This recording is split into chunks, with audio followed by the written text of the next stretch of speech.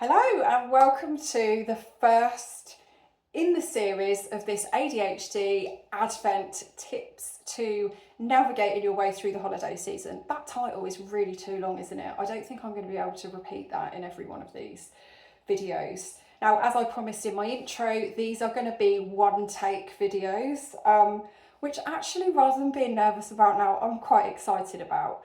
I am working with a video production company at the moment with a podcast. And one of the top tips that I was given by them is that you shouldn't focus on perfectionism, and actually the blooper reel that they end up doing is often the one that's most watched and most loved. And that is true, right? I love watching the bloopers at the end of videos. So hopefully, if nothing else, even though the videos might be a little bit longer, hopefully you'll have a bit of a laugh at my probably numerous fuck-ups during the course of them. So tip number one, to navigate your way through the holiday season with as much ease as possible, is get yourself a notebook or a planner. Actually, you don't need to get yourself a notebook or a planner. If you have ADHD or you're neurodiverse, there is probably a graveyard of notebooks, planners, guidebooks, journals, somewhere in your house. Go and get one of them, it doesn't matter which one, and you're going to start the season by writing down a list of things that you have to do for the holiday period. Now, include the things that you know you have to do, that you think you have to do, and also everything that you perhaps are expecting to have to do, but may or may not know whether you do. Let's get it all down on a notepad, okay? The next step that you're going to take is you're going to halve that list. So you're going to cross off things that you don't have to do. You're going to cross off things that you've told yourself you have to do, but actually in reality, they're things that you'd love to achieve, but knowing yourself, they're probably not going to get done, right? Cross those off.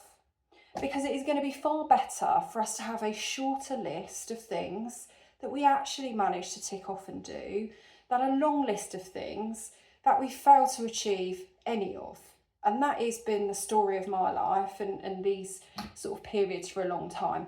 And not only that, when you achieve something, you enjoy it, you enjoy the after effects of it, and you're nicer to be around. I'm not a very nice person to be around if I feel like I'm failing.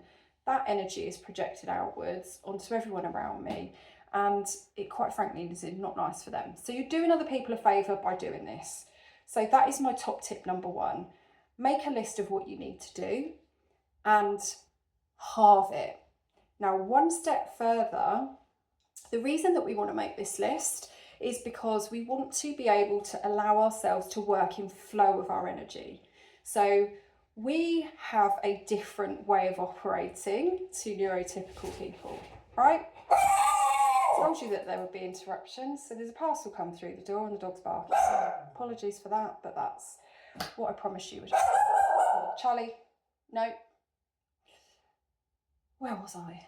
So here we are. Now I've got to centre myself. Charlie, come here. The reason we want to write the list is so that we can allow ourselves to work in flow of our energy. So the sooner ahead of the start of the holiday season you can write that list, the better.